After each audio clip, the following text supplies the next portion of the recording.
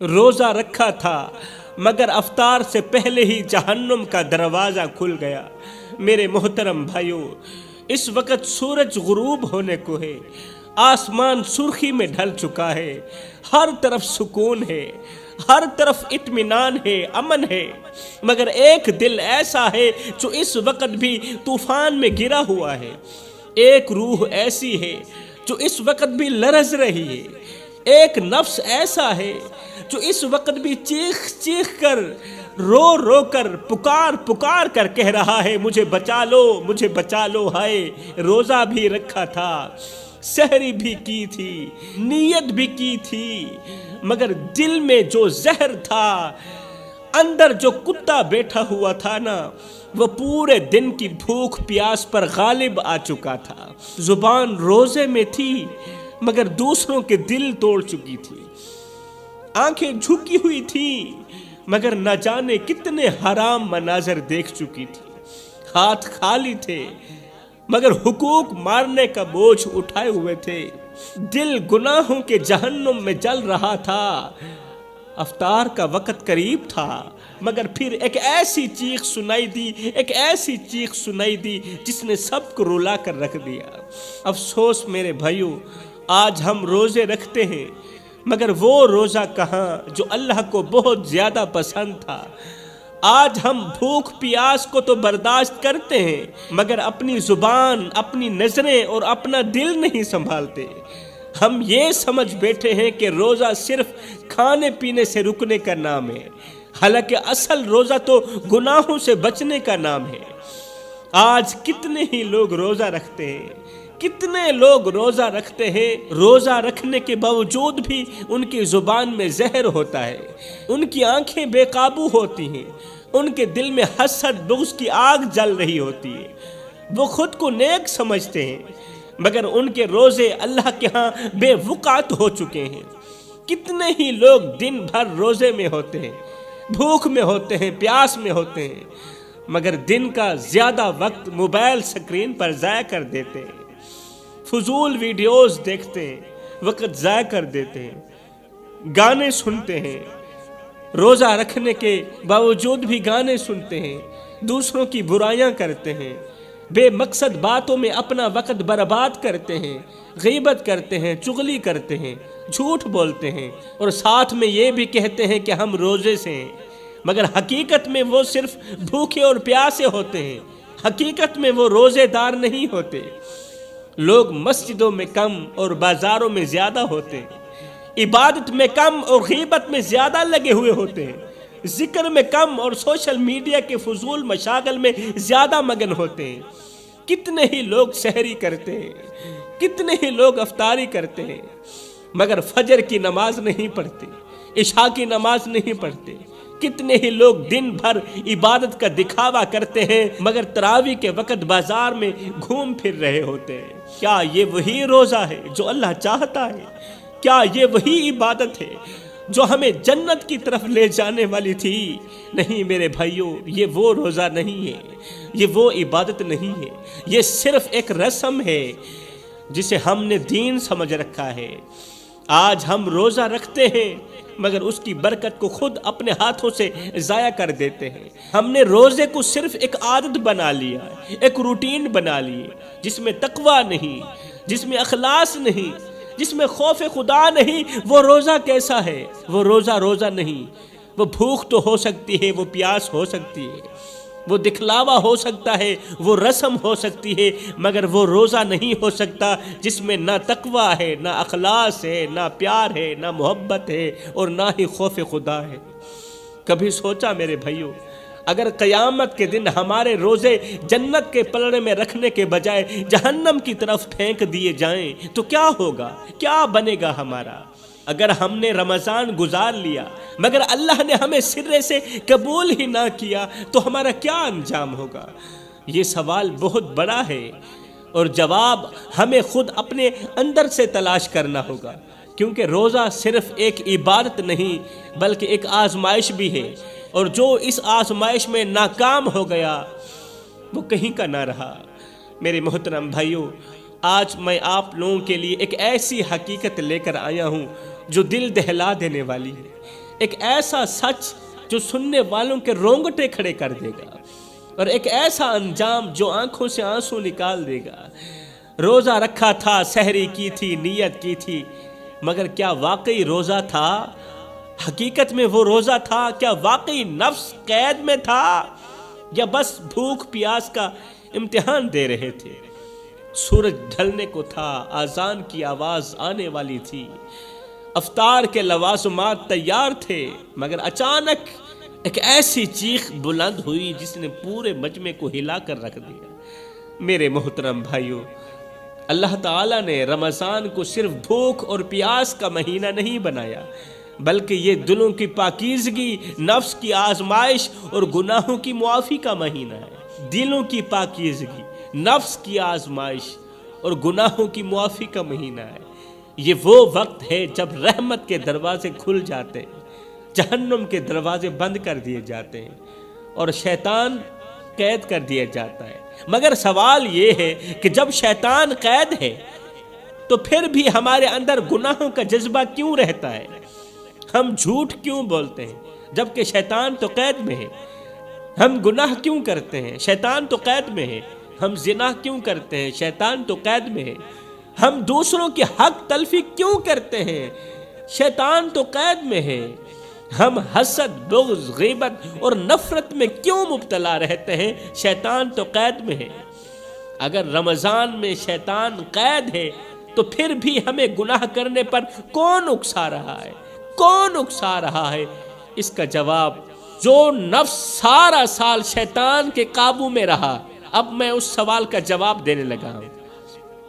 جو نفس پورا سال 12 مہینے شیطان کے قابو میں رہا، جو نفس سارا سال شیطان کے قابو میں رہا ہو، جو دل گناہوں کی تاریکی میں جکڑا رہا ہو، جو آنکھیں حرام کا عادی ہو چکی ہوں، جو زبان زہر اگلنے کی عادی بن چکی ہوں، اور جو دل غرور اور تکبر میں ڈوبا ہوا ہو، جو دل سارا سال شیطان کے قابو میں رہا ہو، مجھے بتاؤ وہ دل ایک ہی دن میں کیسے بدل سکتا ہے؟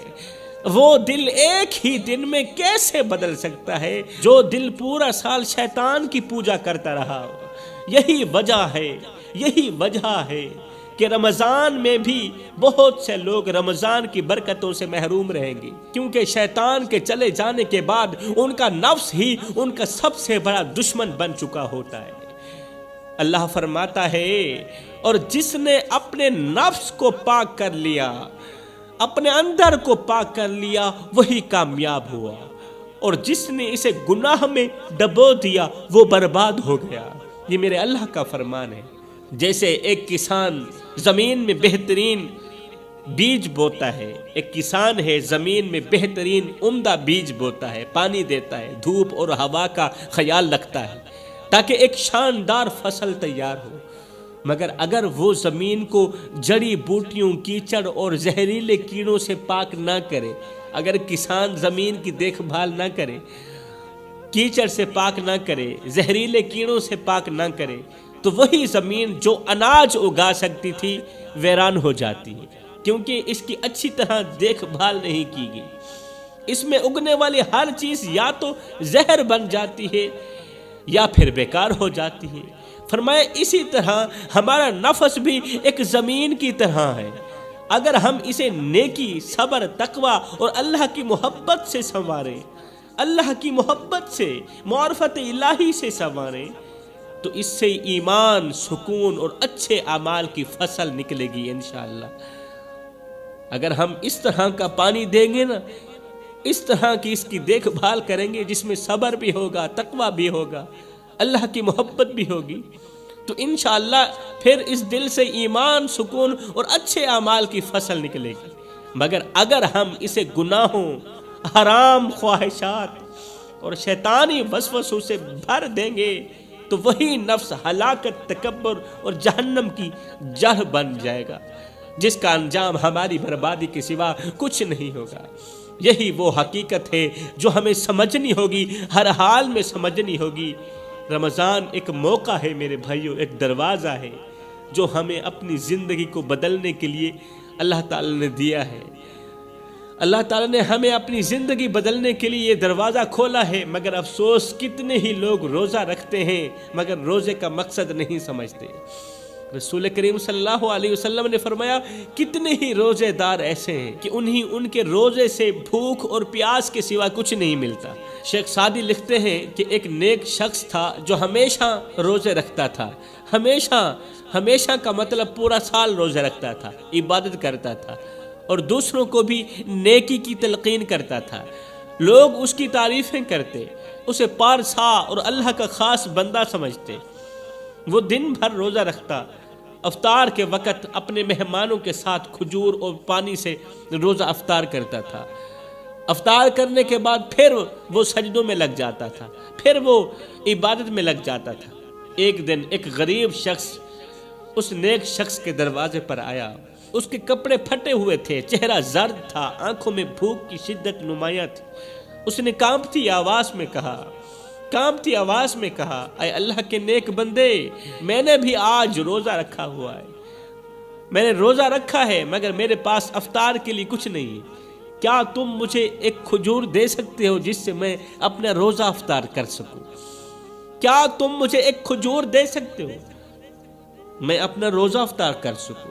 یہ سن کر وہ نیک شخص غصے میں لال پیلا ہو گیا، بولا کہ تم سارا دن سو کر گزار دیتے ہو، روزہ رکھنے کے بعد تم سارا دن سو کر گزار دیتے ہو اور شام کو مانگنے کے لیے نکل جاتے ہو۔ یہ میری کمائی ہے، میں نے اپنے ہاتھوں سے کی ہے، یہ ایسے نہیں بانٹ سکتا۔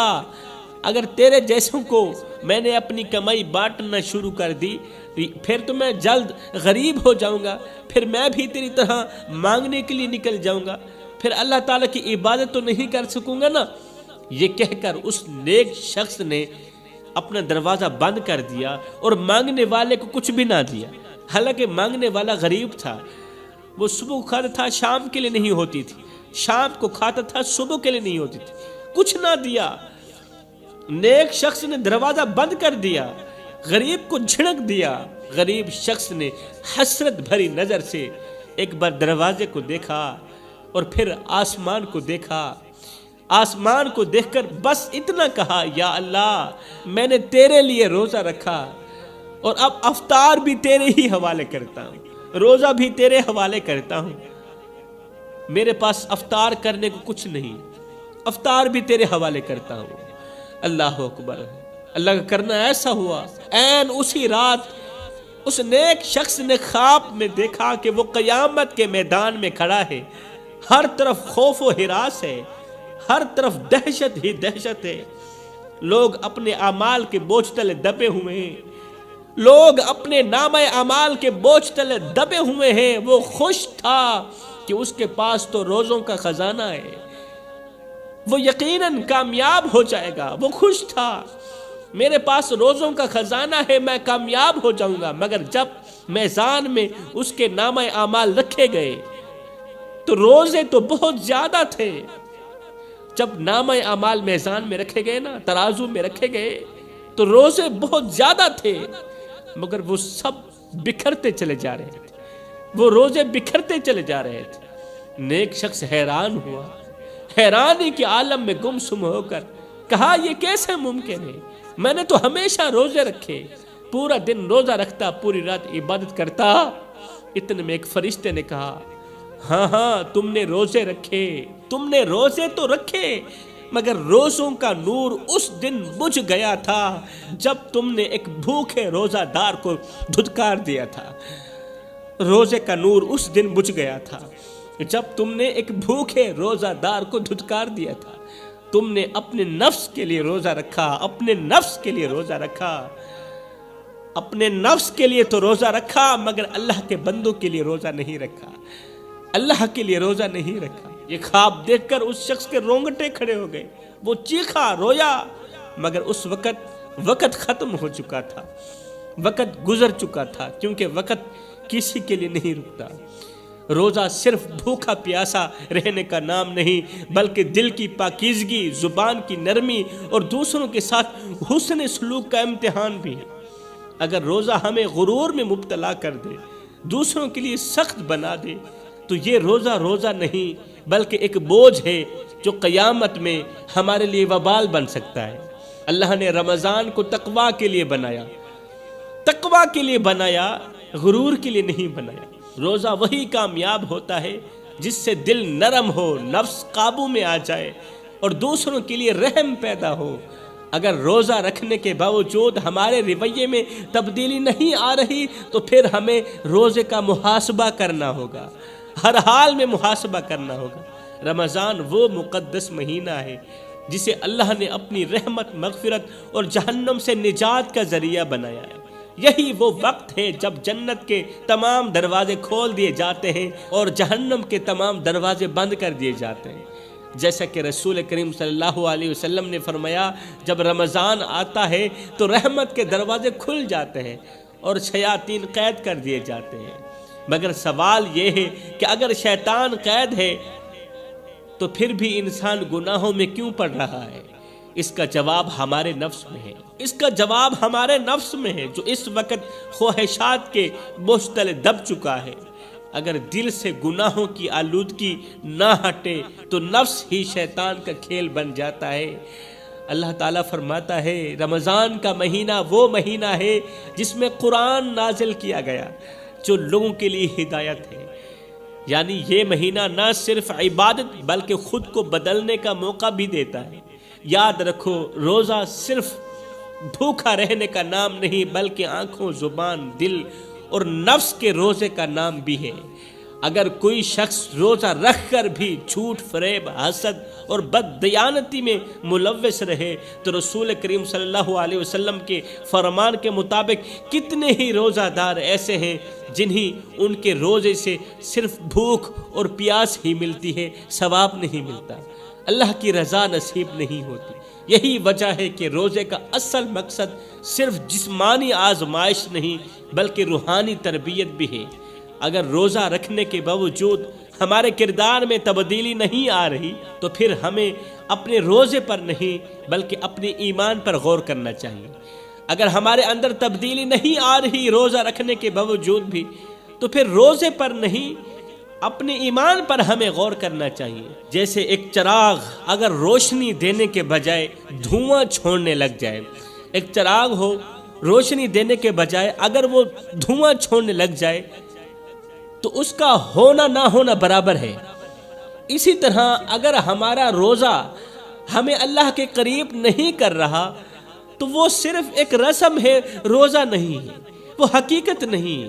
اس لیے رمضان کو اپنے لیے ایک موقع سمجھو، قیمتی موقع سمجھو، غنیمت سمجھو، کیونکہ جو ایک لمحے میں توبہ کر لے، جو ایک سیکنڈ میں توبہ کر لے رمضان میں، وہ اللہ کی رحمت سے مایوس نہیں ہوتا۔